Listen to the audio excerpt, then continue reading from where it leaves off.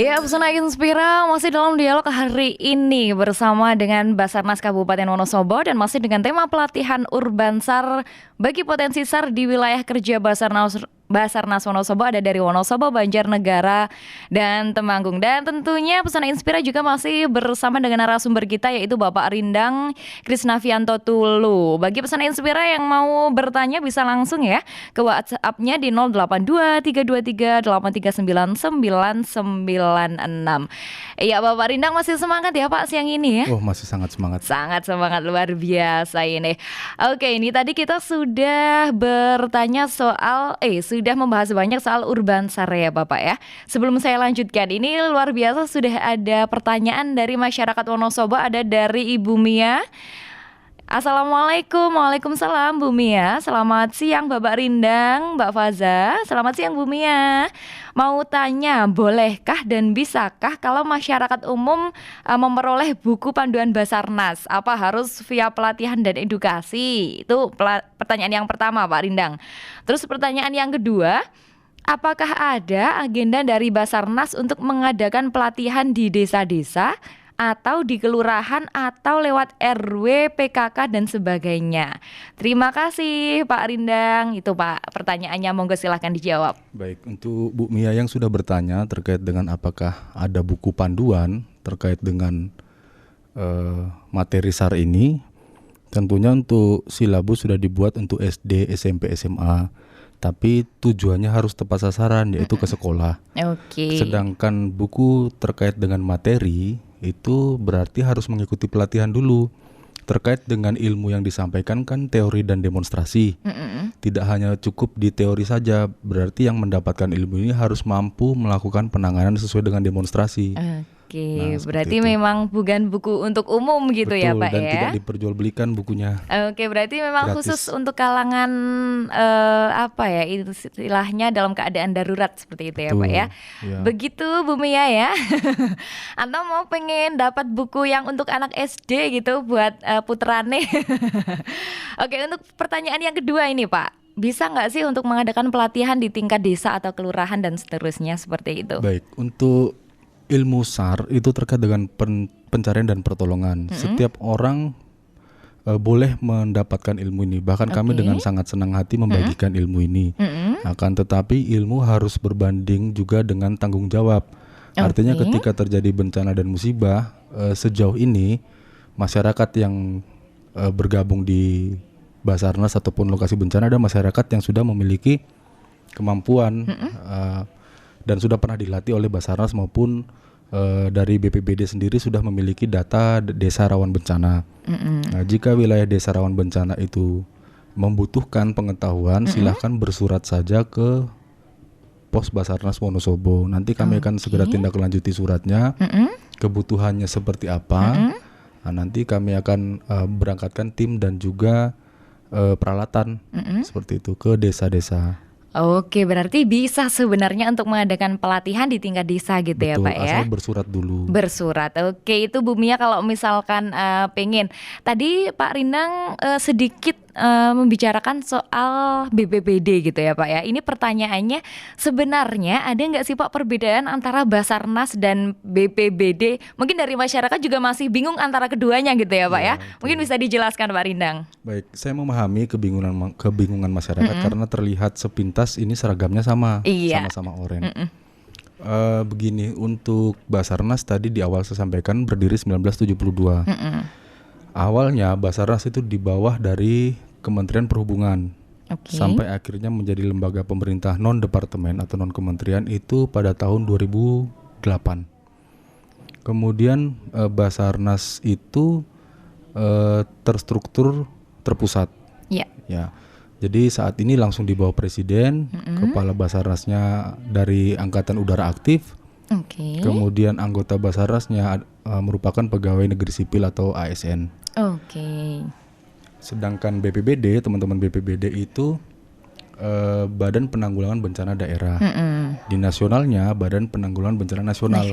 Nah, ketika BPBD ini tugasnya antara lain terkait dengan bencana, baik itu non korban manusia ataupun bencana yang ada korban manusianya. Nah, kami Basarnas mensupport di klaster evakuasi terkait ada bencana yang ada korban jiwanya. Tetapi jika bencana yang tidak memiliki korban, Basarnas tidak masuk di dalam klaster itu.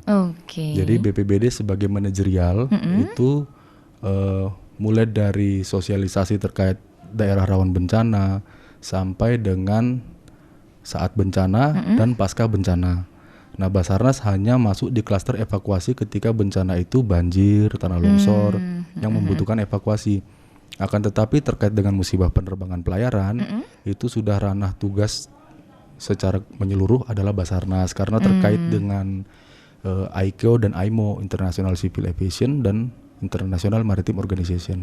Oke, berarti memang ada perbedaan secara spesifik gitu dan secara kelembagaan gitu ya. Betul. Berdiri sendiri-sendiri ya Pak ya. Sendiri-sendiri. Iya, itu untuk masyarakat Wonosobo mungkin yang masih bingung, jadi Basarnas dan BPBD ini berbeda seperti itu. Nah, ini ternyata tadi Bu Mia sudah pernah ikut pelatihan katanya Pak ya. Pantes ini kok semangat banget tanya pengen buku ya. Oke, ini ada juga pertanyaan kedua. Ini dari Ibu Cinta di Wonosobo Barat ini Pak Rindang. Mau tanya Pak, untuk masuk ke Basarnas ada kriteria khusus nggak? Kalau misalkan pengen jadi anggota Basarnas, itu untuk pertanyaan yang pertama. Pertanyaan yang kedua, wah ini sepertinya Ibu Cinta K-pop ya. Mengingat Indonesia rawan bencana, untuk ke depan bisa nggak pelatihan Basarnas kayak yang dijadikan sebagai latihan wajib militer di Korea Selatan Pak? Itu kira-kira gimana dari Pak Rindang, monggo Pak? Baik, pertama pertanyaannya Bu Cinta yang pertama terkait dengan bagaimana bisa menjadi anggota Basarnas. Iya. Untuk pertama tentunya mendaftar seperti ketika pendaftaran PNS. Dan tidak selalu setiap tahun itu ada. Contohnya tahun ini Basarnas Provinsi Jawa Tengah di Semarang itu baru open rekrutmen PNS Basarnas. Tidak mesti setiap tahun. Jadi syaratnya pertama harus bisa berenang dan bersertifikasi. Wow. Kedua, tidak takut ketinggian. Karena terkait dengan evakuasi di ketinggian, tebing, bahkan kita akan menggunakan alut helikopter kalau seandainya ada. Takut tinggi kan repot ya Pak ya. Terus nilai tesnya harus benar-benar diperhatikan dan banyak mempersiapkan diri karena nilainya cukup tinggi untuk tes CAT-nya. Itu ya beberapa kriteria. Jadi yang pertama harus kuat mental karena menolong gitu ya Pak ya. Takutnya nanti mau menolong malah ditolong gitu ya. Oke, kira-kira mau masuk ada biayanya nggak Pak? Biaya ya persiapan pendaftaran sama ini aja materai. Tidak ada biaya yang dimaksud, artinya biaya untuk masuk Basarnas itu tidak ada, hanya persiapkan untuk seperti daftar PNS lainnya. Berarti seperti PNS pada umumnya gitu ya Pak ya? Oke, umumnya. kalau pertanyaan yang kedua Pak, kira-kira memungkinkan atau ada wacana nggak wajib militer di Indonesia Pak? Terkait dengan wajib militer mungkin bukan pertanyaan yang harus saya jawab karena saya tidak paham tentang militer ya. Walaupun dari pimpinan Basarnas itu dari militer. Akan keterkaitan dengan pertanyaan yang menanyakan wajib militer untuk di wilayah Wonosobo itu tidak ada. Ya, kami lebih memfokuskan bagaimana orang yang mengetahui teknik pencarian dan pertolongan ini lebih banyak, sehingga pertolongan bisa lebih cepat. Karena wilayah kerja Basarnas Wonosobo itu ada 3 kabupaten. Kalau dihitung dengan waktu, maka butuh waktu untuk mencapai ke lokasi. Sementara jika semakin banyak orang tahu tentang ilmu SAR ini, maka pertolongan itu bisa cepat sampainya kepada Iya benar warganya. banget. Nah ini kalau tadi seperti disampaikan Pak Rindang itu kan anggota Basarnas di Wonosobo masih 8 orang gitu ya Pak. Nah kalau misalkan ada keadaan khusus yang memang membutuhkan personil banyak, kira-kira apakah Basarnas kemudian ada relawan Basarnas sendiri atau memang ada staf-staf khusus berkaitan dengan SDM Basarnas Pak, seperti apa? Baik, untuk relawan Basarnas tidak banyak memiliki relawan, tetapi lebih ke arah potensi SAR. Nah, potensi SAR ini diambil dari beberapa relawan yang ada di wilayah. Kita beri pelatihan, kemudian setelah itu tidak ada ikatan antara Basarnas dengan potensi SAR secara struktur. itu tidak ada. Akan tetapi ketika ada musibah, Basarnas memanggil atau meminta bantuan potensi SAR, kebanyakan mereka bisa segera memberikan bantuannya. Oke, berarti potensi SAR ini biasanya memiliki jiwa terpanggil untuk memberikan bantuan kemanusiaan gitu ya Pak ya? Betul, dan layanan SAR ini itu gratis. Jadi orang-orang yang kita bantu ketika menghadapi situasi yang mengancam nyawa ataupun bencana, mereka tidak kita bebani biaya sedikit pun. Karena ini adalah bentuk layanan pemerintah. Basarnas hadir di kejadian atau keadaan yang membahayakan nyawa manusia. Saya ambil contoh nih, ada pernah kecelakaan orang masuk ke dalam sumur. Nah, ibu ini sudah berada di dalam sumur itu 1 jam lamanya. Namun karena masyarakat bingung mau menghubungi siapa, akhirnya kita tiba di lokasi itu. Untungnya korban masih bisa kita selamatkan. Contoh lain kecelakaan contoh lain itu ada kecelakaan bis remblong di Kretek itu. Ada 1 orang terjepit, nah itu bisa menghubungi Basarnas. Basarnas memiliki peralatan dan kemampuannya di bidang itu. Iya, berarti memang khusus untuk keadaan yang genting gitu ya Pak ya, yang luar biasa tuh nggak semua orang bisa bisa menyelamatkan atau bisa menanggulangi hal tersebut gitu. Luar biasa ini Pak Rindang, masyarakat Wonosobo ada yang bertanya lagi ya. Jadi talk show kali ini memang luar biasa menarik minat masyarakat Wonosobo ini. Ini selamat siang Pak Rindang, ada saya Iva. Bagaimana caranya menanamkan ke anak-anak agar bisa rescue sejak dini seperti di Jepang? Nah, kalau Jepang kan mungkin sudah ada pelatihan khusus seperti kalau misalkan gempa dan yang sebagainya gitu Pak. Nah, kalau dari Basarnas sendiri seperti apa ini Pak? Salah satunya program SAR Go to School itu. Jadi kita datang ke sana memberikan pengenalan, kemudian baik itu peralatan maupun teknis, tapi melihat kembali ke silabusnya. Kalau anak SD mungkin lebih banyak ke fun-nya, tetapi masih bisa ada ilmu yang disampaikan. Terkait dengan SMP SMA ada beda lagi, sudah kita punya atau kita buatkan kurikulumnya. Bahkan kita cetak buku dan bukunya itu gratis. Hanya saja bukunya itu tidak mungkin bisa mengcover seluruh wilayah sekolah di Wonosobo. Kami butuh ibaratnya gini, siapa yang mengirimkan surat ke Basarnas terkait permintaan SAR Go to School, akan kita respon baik, tetapi untuk buku mungkin tidak semuanya mendapatkan. Hanya ada kuota tertentu gitu ya Pak ya, dengan jumlahnya.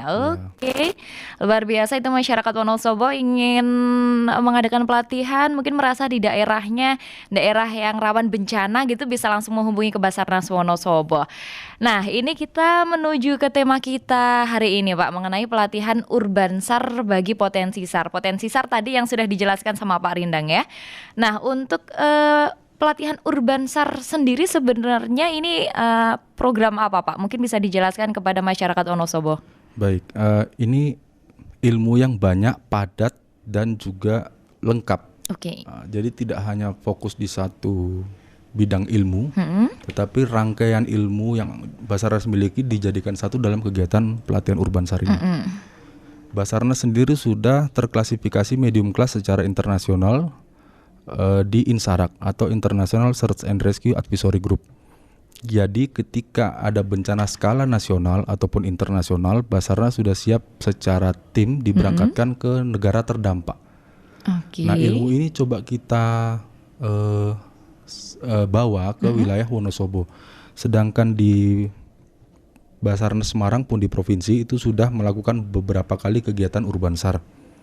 Ada di Semarang, ada di Solo Raya. Kemudian ini saya coba bawa ke Wonosobo. Wonosobo meliputi berarti 3 kabupaten. Di dalamnya itu kita bagi batch karena sangat padatnya materi. Kalau kita berikan itu 1 bulan penuh pun secara keseluruhan belum bisa menyampaikan semua materi. Jadi kita bagi 3 batch. Batch pertama itu terkait dengan medis dasar dan evakuasi di ketinggian. Contoh ada orang jatuh ke jurang, jatuh ke sumur atau daerah ketinggian, maka kita harus bagaimana melakukan evakuasinya. Kemudian kecelakaan kendaraan, ruang terbatas. Nah, saya sendiri juga ingin ilmu ini lebih banyak yang tahu. Makanya oleh karena itu besok itu tanggal 12, 13, 14 di batch pertama. tanggal 19, 20, 21 itu batch kedua, dan yang ketiga final exercise-nya Oktober tanggal 1 sampai 3. Tetapi pesertanya masih terbatas, hanya relawan dan komunitas saja. Serta beberapa ada instansi seperti dari Sabara, kita libatkan juga dari pemadam kebakaran, BPBD sebagai masuk di dalam pelatihan ini. Nantinya BPBD itu terkait dengan base of operation. Jadi ada posko taktis yang diberdirikan. Nah, di mana di dalamnya itu adalah local emergency yang mengetahui tentang data dan berapa jumlah korban terdampak, itu kami akan meminta ke BPBD secara lokal emergensinya. Nah, Basarnas atau tim SAR-nya ini langsung ke arah akses dan aksinya. Seperti itu. Berarti langsung terjun lapangan seperti langsung itu ya Pak ya? Atau sentuhan langsung dengan korban yang ada di lapangan. Kalau berkaitan dengan kejadian genting kayak gini kan kejadian yang tidak bisa diperkirakan kapan datangnya gitu ya Pak. Berarti Basarnas sebagai anggota Basarnas harus siap 24 jam gitu ya Pak ya? Betul, siap 24 jam. Wow, luar biasa sekali. Berarti kalau misalkan jam berapapun ada panggilan darurat harus langsung gitu ya Pak? Iya, wow, betul. Luar biasa ini. Jadi nggak main-main ya Pesona Inspira ya, sebagai tim SAR harus punya panggilan jiwa, harus punya kekuatan fisik, dan juga ternyata kemampuan pengetahuannya juga harus tinggi gitu ya Pak ya, karena ini akan melakukan proses seleksi yang sangat luar biasa ketat seperti itu. Kalau tujuan dari kegiatan Urban SAR sendiri nanti outputnya seperti apa Pak untuk potensi SAR ini? Outputnya itu menuju ke arah akreditasi proses atau semuanya akan kita berikan pelatihan. Setelah itu ada sertifikasi di mana orang ini sudah kami data yang kemungkinan, yang sangat dimungkinkan sewaktu-waktu ketika ada bencana skala nasional, kita bisa berangkatkan tim dari Wonosobo berkumpul di Provinsi Jawa Tengah, kemudian bisa diakomodir untuk menuju ke kota terdampak atau daerah terdampak, contoh seperti Palu, seperti Lombok kemarin gempa, atau seperti Padang waktu 2009. Nah, kita sudah punya tim yang siap diberangkatkan. Nah, tujuan goalnya adalah itu. Jadi ketika terjadi bencana, maaf kami tidak berharap ada musibah ya, tapi ketika itu terjadi, maka tim ini sudah siap diberangkatkan menuju ke lokasi terdampak dengan diakomodir oleh Provinsi Jawa Tengah. Semuanya akan dikumpulkan di Jawa Tengah setelah ilmu sertifikasi sudah diterima oleh peserta. Oke, berarti siap terjun ke lapangan, bahasanya seperti itu ya Pak. Betul. Ya. Kalau saya tanya ke Pak Rindang ini, secara personal Bapak kan sudah lama terjun di Basarnas, di tim SAR, udah puluhan tahun gitu ya Pak, belasan tahun. Ada momen yang mungkin ketika penyelamatan, ada momen yang tidak dilupakan sampai sekarang, ada nggak Pak? Kejadian yang wow gitu kalau misalkan diingat. Kejadian yang paling sulit untuk dilupakan ya, yaitu saat saya harus dalam keadaan menghadapi kondisi bahwa korban ini harus kita amputasi kakinya di tempat. Wow, pernah menghadapi seperti itu ya Pak ya? Pernah, dan alhamdulillah sampai dengan beberapa tahun kemudian kami masih komunikasi baik, orangnya masih hidup, masih sehat. Namun memang ada cacat di bagian kaki karena kakinya saat itu terjepit oleh jembatan. Pemancing.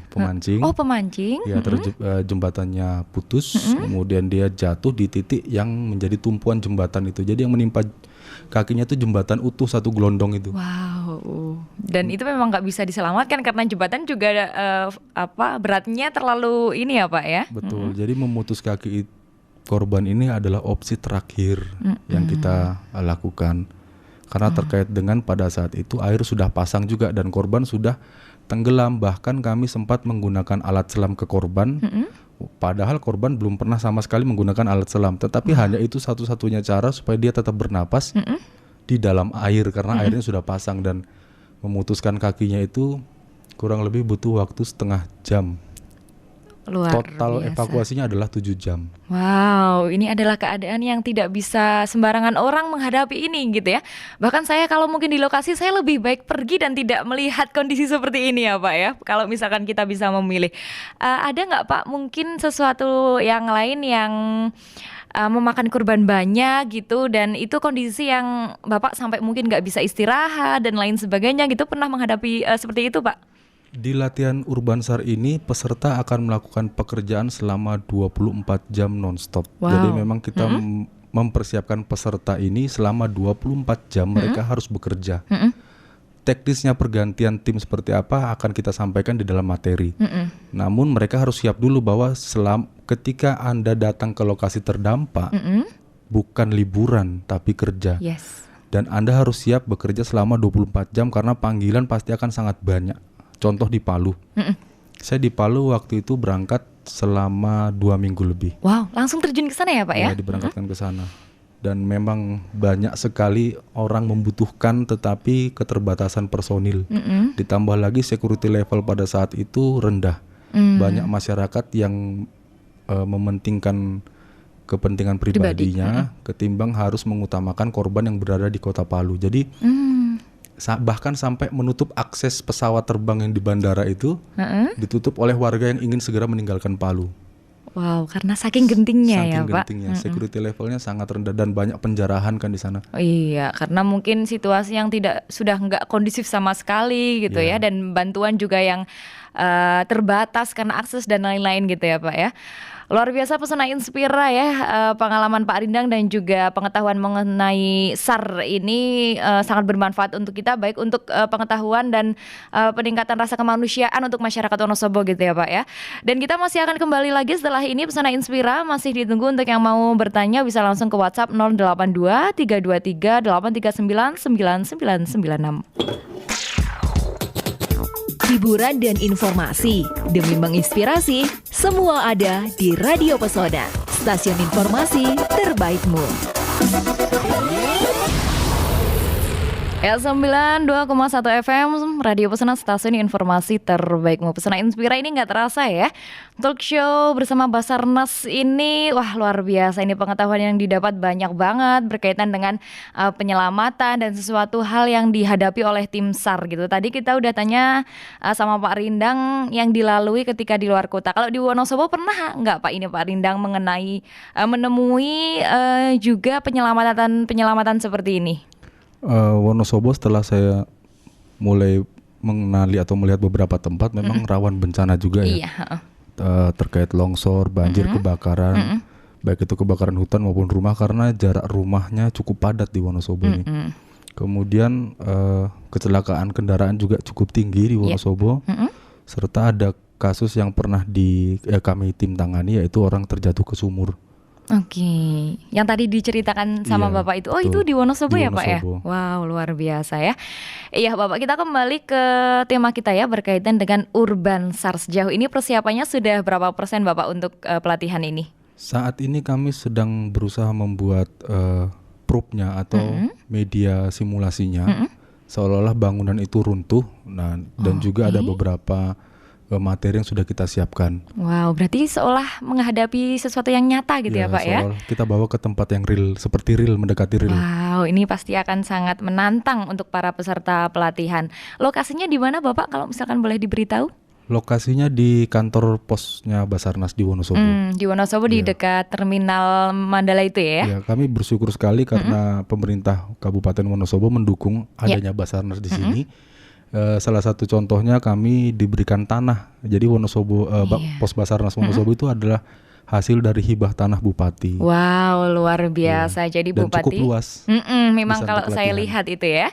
Ya, jadi pemerintah Kabupaten Wonosobo juga menyadari bahwa adanya tim Basarnas ini sangat penting adanya di Kabupaten Wonosobo gitu ya Pak.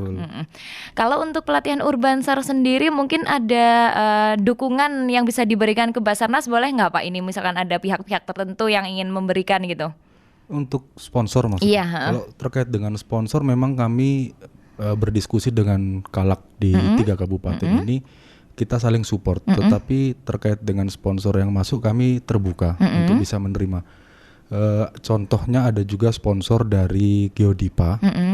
Kemudian itu kami meminta sponsor terkait dengan proof-nya karena kita butuh bangunan dengan material tembok dan batu. Tembok dan besi, tembok dan besi. Jadi kami butuh memang material cukup banyak untuk membangun simulator ini. Yang nantinya digunakan untuk latihan yang berkelanjutan. Satu poin lagi bahwa memang area kerja Geodipa kan juga terbatas.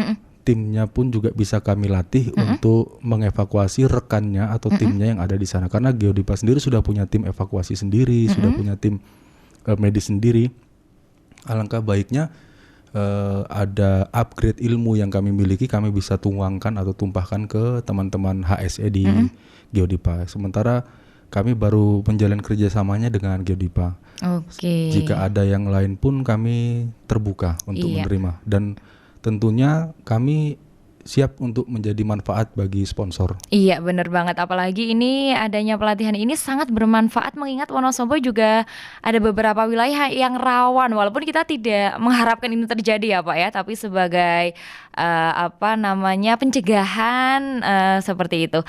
Baik, ini Pak Rindang, terima kasih banget sudah hadir dan menyapa Pesona Inspira di Radio Pesona. Mungkin ada closing statement untuk masyarakat Wonosobo Pak berkaitan dengan tim SAR, Basarnas dan hal lain. Baik, untuk warga Basarnas, warga Wonosobo yang ada di wilayah kerja Basarnas, baik Temanggung maupun Banjar juga, tetapi khususnya Wonosobo, kami siap untuk dipanggil atau ditelepon atau dihubungi terkait dengan hal-hal yang mengancam nyawa manusia, baik itu kecelakaan kendaraan, orang hilang di gunung ataupun kasus-kasus lainnya.